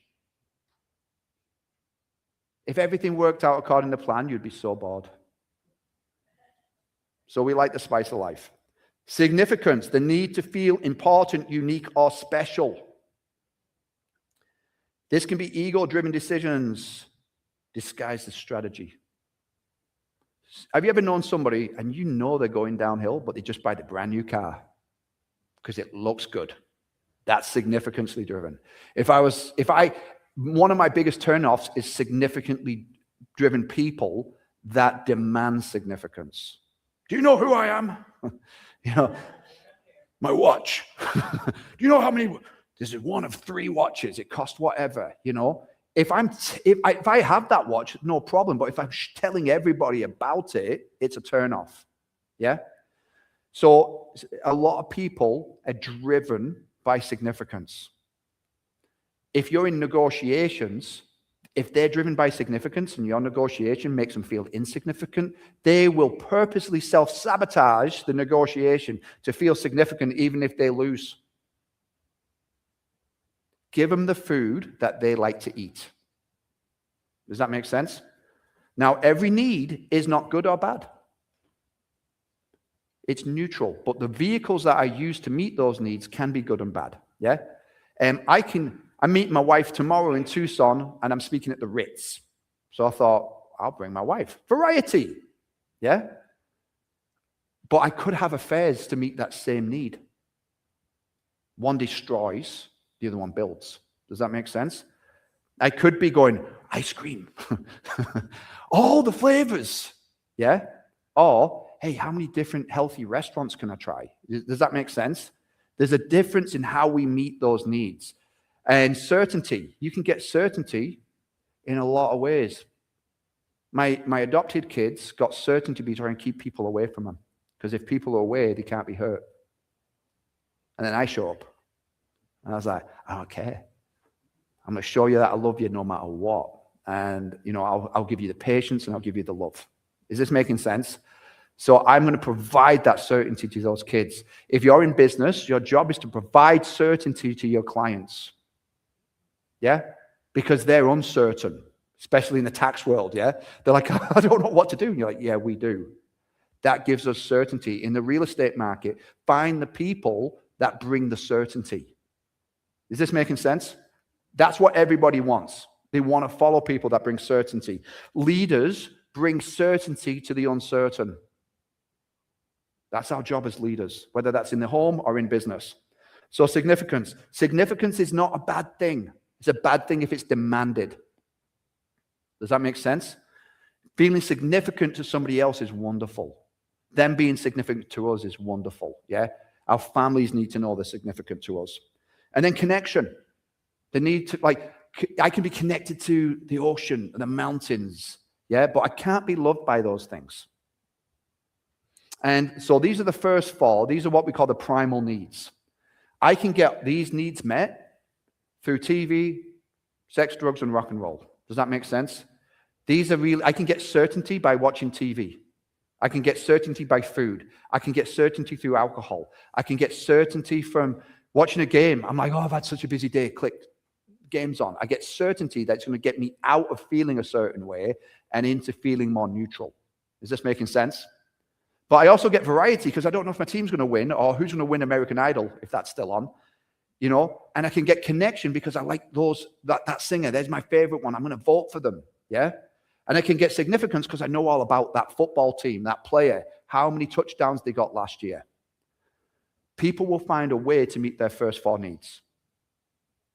Now, the next two is what I call the needs of fulfillment, and that's growth and contribution. If you are growing and contributing, how much certainty do you think you feel? Like, I'm going to grow from this, like my pool. It's like, hey, this pool's going to teach me how to grow my business because I'm guessing how much that's going to cost. Yeah? But I'm going to grow from it. So if I'm in growth and contribution, I meet my need for certainty, variety, significance, and connection. Is that making sense? My food is for growth and contribution for my family, for my clients. My workouts. Yeah. I'm not saying I always did this. I learned this because I did not come out properly prepared for the world. I had beliefs that did not equal success. My first coach that I hired is because I had extreme anger issues, and my wife got me my coach because I was never violent to her, but I enjoyed motorcycles and fast cars. And I would go and thrash those things. And I would not have lived if I continued that vehicle. Does that make sense? I got my variety from that. I got my certainty from that. Am I having a bad day? I'm just going to go and thrash my car. I know it's there. I know the bike's there. Yeah. I got my variety from it. I got my significance from it because I like to modify the thing. Yeah. And then I got my connection from it. But I was distracting myself from growth. Does that make sense? I wasn't growing as an individual. I was just numbing myself. And this is the thing. We'll numb ourselves with socially accepted forms of numbing. If it's socially acceptable for our friends to do coke, we'll do coke. If it's not, we won't. But if it's gambling, we will. If it's watching sports, we will. Does that make sense? We do socially accepted forms of numbing. And as far as I know, we get one life. And at the end, I don't want to go, I numbed my way through it. I promise you, I started drinking at 12. I could drop a bottle of vodka by 13 and then go out drinking. I learned to numb myself, and it doesn't work. Sat in Bora Bora. Again, I woke up with me. I was there again. And I was like, I need to change some things. And my marriage, if you don't work on yourself, your marriage will bring out everything. When I went through foster training, they said, you need to work on all your demons because these kids will pull out every single one. And I was like, okay, I will work on that. So again, we've got the certainty. We've got the variety. When uncertainty spikes, our brain looks for relief.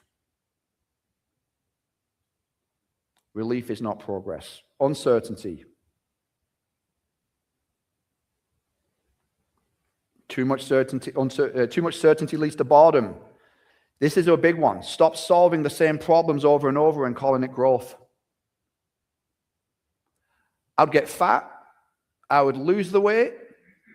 Growth. I'd get fat. I'd lose the weight. Growth. I would make my marriage better. I'd self-sabotage it. I'd make it better again. Business. Has anybody ever found that you bounce in between these two income brackets? You're solving the same problem again and again and again. And it feels like growth on the way up, and then it goes back down, and it feels like growth. You'll wear a groove in the trail, and you'll build a rut.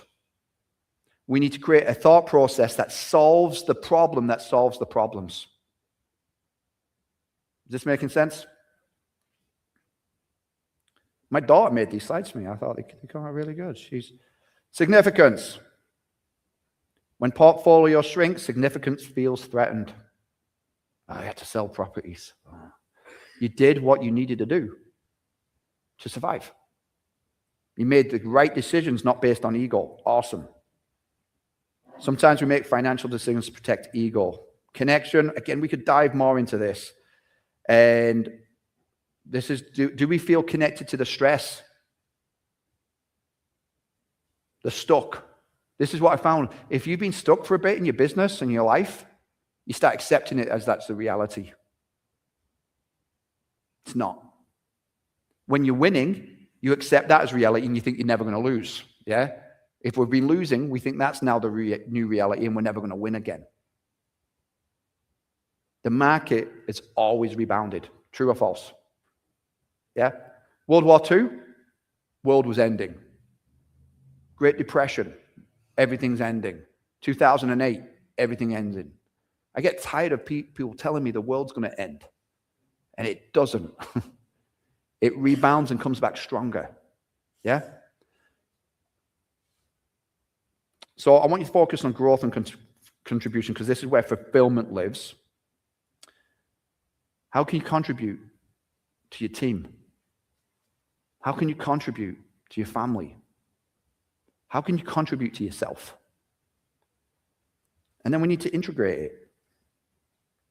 Class 3 decisions are the fastest way to meet a need. Class 2 decisions are disciplined ways to meet that same need. My goal a couple of years ago was start getting dopamine hits from discipline, not distraction.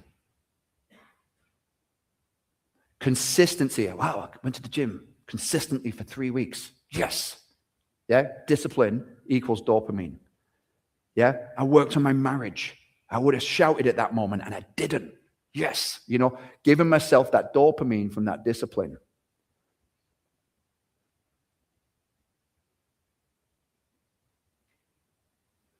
So highly successful people do the things that move the needle. Others do what's convenient. What feels normal. This is the deal. Your greatest growth is doing things that require your water bill to go up. You're going to need more showers because you're going to get sweaty because you're going to make the phone call. You're going to go to the networking group. You're going to go meet that person that scares the crap out of you, but that could change everything. Does that make sense? You should need more showers if you're in a state of growth. Is that making sense? So let's go and get sweaty. Are you more committed to how you want to feel or to your outcome? Again, class 2s to class 1s. So I know I've given you a lot to think about. I could do this all day. I could do it all day tomorrow. This lights me up because I know the impact it can make in your life, in your relationships, and in your business. And I want you just to pick a few things that you are going to marinate on and then apply. We can't apply everything, but we can apply the few. So this isn't a bad market. It's a separating market. The cycle isn't testing your intelligence. It's testing your identity and your ability to regulate your emotions. That's it. Something bad happens. Do you emotionally regulate, or do you go to worst case scenario right away? What do the majority of people do? Sky's falling. Everything's over. No, it's not. No, it's not. It's the people that can regulate their emotions that win. Again, my job is to regulate my emotions for my kids. That makes sense? It is vital. And then I'm the thermostat again. So what I've got for you, I've got a 4-day, I do a quarterly workshop obviously every quarter. It's 4 days long. 3 days first. So we do it on a Wednesday, Thursday, Friday, 11 o'clock Mountain Time. And what we do for that is day one is we get crystal clear on what you want and why you want it. And I mean crystal clear, an hour and a half, just diving into that. Day two, we do algebra. All right. If you're in business, how many leads do you have? How many leads do you follow up with? And I go down a list, and what I show you is if you can get 5% better at the different metrics in your business, I'll see anything from 30% to 300% growth in your business. And I've got one guy, he's got rental properties in, where's he at? That one state, that's one, on the East Coast. Anyway, we did that in Q4, and he went right through all his rentals. And you know what he wasn't tracking? How long an apartment stays vacant. Now they've got it down to less than 30 days. His average was 90 days. He worked out he was losing $7,000 a month because he wasn't tracking that one metric. Guess how long it took him to fix it once he's aware of it? Yeah, you cannot manage what you can't measure. We focused on what he needed to measure. He's got $170. And you start doing the math. So now his number one priority is short time. We talked a couple of weeks ago. He has a 150-point checklist for when a property is vacant. He has a guy goes around on 150 checkboxes.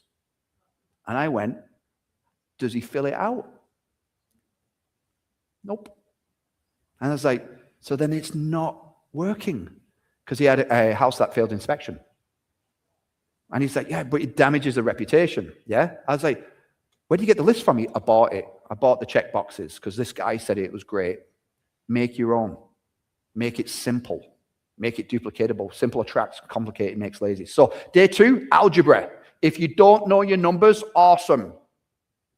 I'm going to transform your business by you guys knowing what numbers to work with. Day three is we work on the how and the plan. All right? I call it WHOOP. What do you want? Why do you want it? 2 W's. What's the how and what's the plan? Most people fail because they don't know where to file the how. They put it in the wrong section. So we're going to get super clear, hour and a half each day, and then I give you a month. And then we come back and evaluate. All right? Because this is the thing. I don't want to just give somebody something and they go away and I never hear from them. I want them to know that they have somebody to hold them accountable. And so again, do this every quarter. If you guys want to do it, it disappeared. Q2 just for you, you'll get 50% off. And I'm going to preface it with this. You already know if you're going to do it or not. Success loves speed. One of the biggest things I work with my clients on is from concept to action. Does that make sense? If you wait a week, you could have made the decision today. And if you're showing up in your business where you could have made this decision today, but it takes you a week or 2 weeks or a month, you're going to slow everything down. So you'll get me for 6 hours. I promise you, you'll have the clearest business plan you've ever had in your life. And I promise to pour into you. And so if that's interesting for you, you got the QR code on your sheet. I'm going to say this. I'm going to do that 50% off just for today. Why would I do that? Urgency. I want to see who steps into it and takes the action. Does that make sense? So if you want 50% off, click that. And I'm going to be around tonight. I realize I might have fried your brain. I might not have. But if you've got questions, I'm around till you guys go. Happy to answer your questions. Happy to pour in. I do run a mastermind and obviously one-on-one coaching as well. And it is absolutely vital that people have the right people around them. Does that make sense? One of the biggest beliefs is that you need to figure out on your own. That's a myth. And this is what I also know. Leadership is lonely. Don't talk to family members about your business struggles, because you know what it does is amplifies your stress.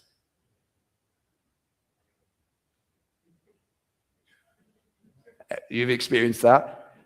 You talk to me. That's right. Yeah, what are you thinking? That's insane. You're never going to be able to do that. And then I'm managing their emotional state and my fear. Has anybody experienced that? Have somebody that my job is to stay neutral and help you figure it out, not give you the answers, because if I give you the answers, I'm running your business. That's not coaching.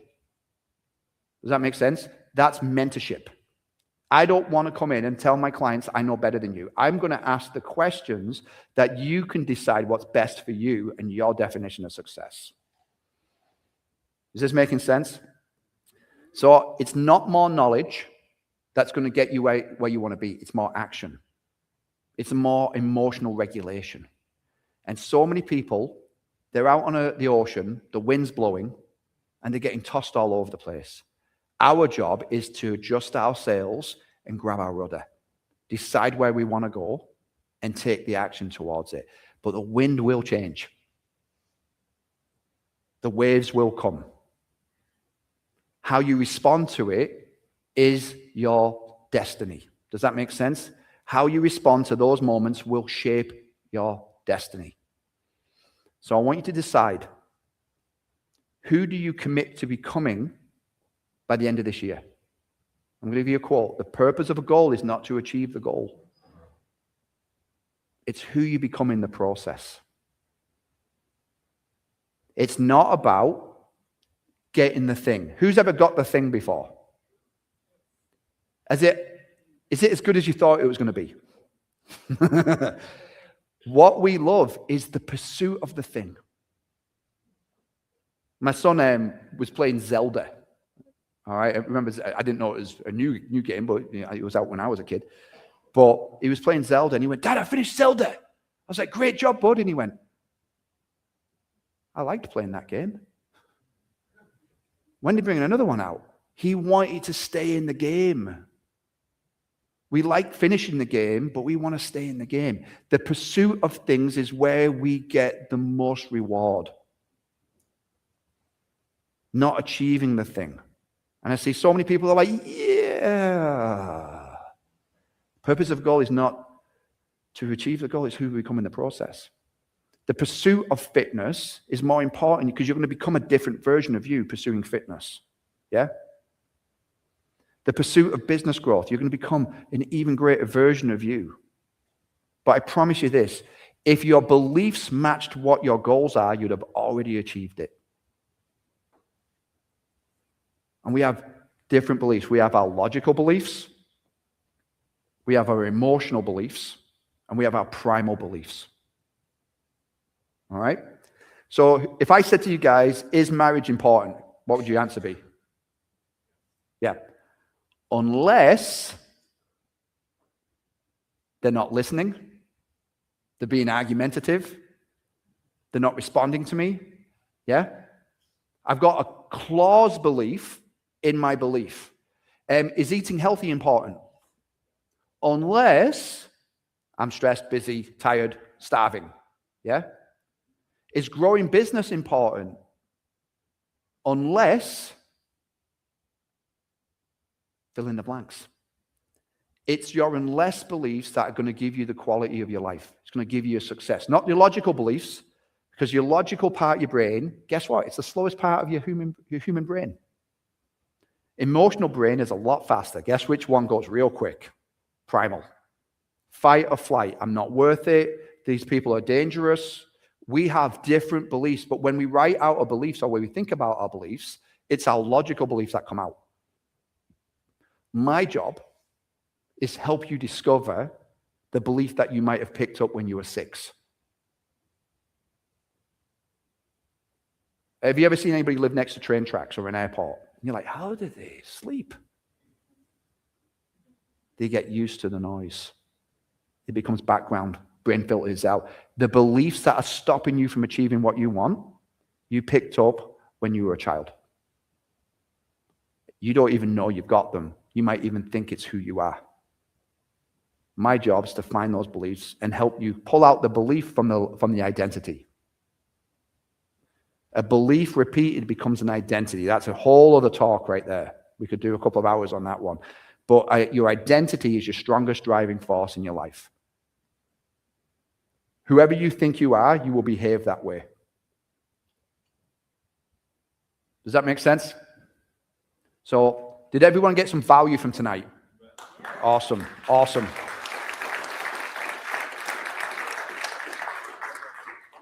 I've got a website. It'll pop up in a second. I'm on Instagram if you want to follow me there. If you want to do my Q2, let's go. I'd love to see a lot of you on there because I promise you, in my heart, I make a deal. If you don't think it's valuable, I'll give you 100% of your money back. That's how confident I am. Like, I want you there because I want you so clear on what, not just what you want for your business, but what you want for your life. Because your business should fuel your life. Yeah? Your business should be your monster and not your baby. You should design your business that monster serves you to achieve your goals. Most people become a slave to their business. I want you clearer than ever what you want out of life, what you want out your partnerships, what you want out with your kids, and I want you to ignite you this year. So, Ted, thanks so much for having me out, mate. Appreciate it. Andrew Devlin. Now, we didn't get enough time for Q&A, but you're going to be hanging out and Bill answer some questions in the lobby. Yep. Oh, man. What do you guys think? You guys like Andrew? You guys get the same feeling that I was telling you I was getting when I got to know him? So, yeah. I'm going to give you this. We did trainings every week. Yeah. Ted's camera was on. He was the only person with his camera on when we did these Zooms. Why is that? Because people are scared of being seen. Oh, okay. And then guess what happened? Not Ted. Other people started turning their cameras on because of Ted. Everybody started turning them on. Yeah. And then I had a whole group of people with cameras on because he led. And I'm very, very grateful for that because there was people in there that lives turned around. I got to know because you showed up. I thought it was awkward that they didn't have the cameras on. I did as well. So. Yeah, I was like, I'm just staring at a whole bunch of little nameplates. Well, hey, got a couple things we're going to do before we wrap up here. Get a chance to get to know Andrew too afterwards. But just so you know, we're going to give away a couple books tonight. If you put your business card over there at the Monahan Lawn, a big blue bucket in the back, tonight we're going to give a Rich Dad, Poor Dad book away. If you do win the book and if you've already read it, give it to somebody else in the room or put it back up for somebody here. And then Jen's Top Zen for Sales we're going to give away. And then iTex has a whole bunch of calculators that are now broken that we're giving away too. So you can pick a calculator, you can pick a book, whatever you want. But hey, I'm going to do a couple of announcements. If you want in any of that, there's CJ's going to run around with the bucket. Just throw your card or write your name on a piece of paper. If we pick you, we'll shout out your business, everything too. This Jen's Top Sales for Zen. I actually got to see her speak with Jeffrey Gitmore, who was a speaker and a business coach. Great event. It was like a 3-day event I went to, and they were partners and got to listen to her. So yeah, some good tips in here. And what we do with the books, if you enjoy it, put your business card in it when you're done with it. If you bring it back, we'll shout you out for redonating the book back in there. It's just a way to give back to the group. So appreciate that. We have an open mic in the middle. I do want to keep it kind of short, but if you have something you're looking for in your business, if you have a shout out because you have a property you want to get rid of, or you're just you want to shout at your company, this is your chance. It's open mic in the middle. Just try to keep it under 20, 30 seconds if you could. Wow, this is, oh, there we go. There we go. Break the ice. Thanks, Al. Wilson, Trustworthy Title and Escrow. FinCEN is here. If you haven't heard about FinCEN, those of you who are purchasing real estate, cash, hard money, non-traditional loans in an LLC, trust, corporation, you're going to be, you need to fill out a form. When the title company will send you that form, and it's going to cost you a little bit extra in closing costs. I think Paul said something about some title companies are charging like $400 or $500. Trust for the title, it's like $130. Gets charged to the buyer, but if you want to save a couple of bucks, think of me. Awesome, thank you. Longtime sponsor, been with us for 5 years, so appreciate it. Anybody else? Shout outs, look at some of your business, something you want to sell. Last chance. There we go. Yeah, something to sell actually. 50 units, townhomes, probably about 5.5. They're 2 stories with the garages attached in northwest east borderline, Omaha. I'll be probably in the back. So if anybody, it has a Freddie Mac loan and it's assumable, 3%, 5 years remaining.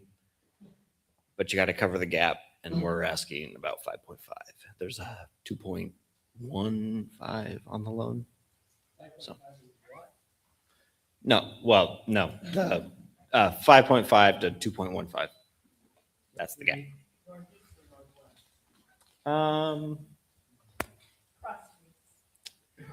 I can verify if you're interested. Qualified individuals, though. Yeah, essentially, you'd have to kind of assume the loan in it. But I do have equity. Yeah. Yeah. Awesome. Thank you. Appreciate it. Thanks, guys.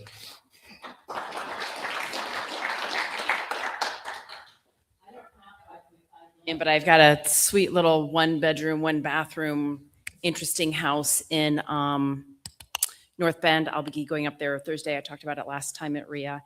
It's been renting for about $900 a month. She's had it cleaned and it's been vacant for about a month. So I'll be up there Thursday. I'm going to, if anybody's interested in going up Thursday, please reach out to me and I'll let you know what time I'm going if you want to go. Awesome. Thanks, Angel. How much? 80. Okay.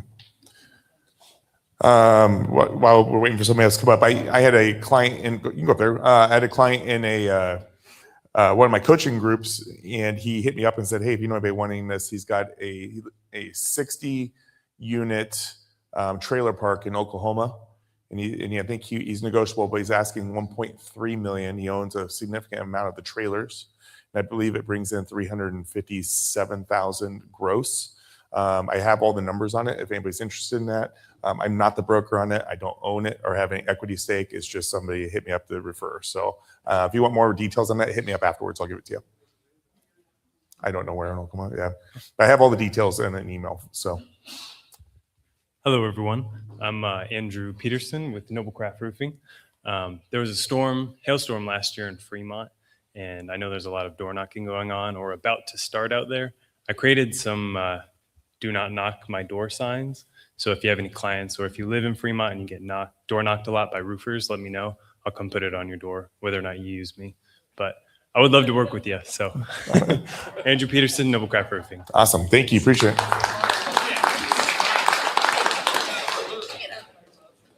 Okay. Anybody else? Okay, before we wrap it up with the giveaway, I do want to again thank you to Tom at Thrasher. Thank you for being tonight's event sponsor and a longtime sponsor of the events. And thank you to CJ with Monahan Lawn. And thank you for taking care of us. And we're going to do the buckets. So appreciate you guys. Big round of applause for you guys. You guys do amazing things for us. Okay, CJ, I'll let you be Mr. Vanna. Yeah, we don't have any special music, I don't think, right now, but go ahead and pick a card out, and we'll just start.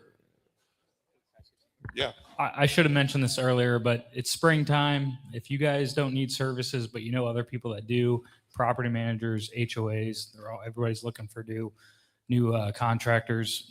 Please refer us, and we'll give away some stuff here. Yes, give it away.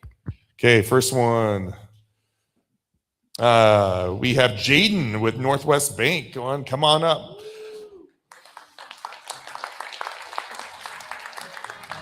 Oh, you do have special music. Do you want a calculator or one of these books? There you go.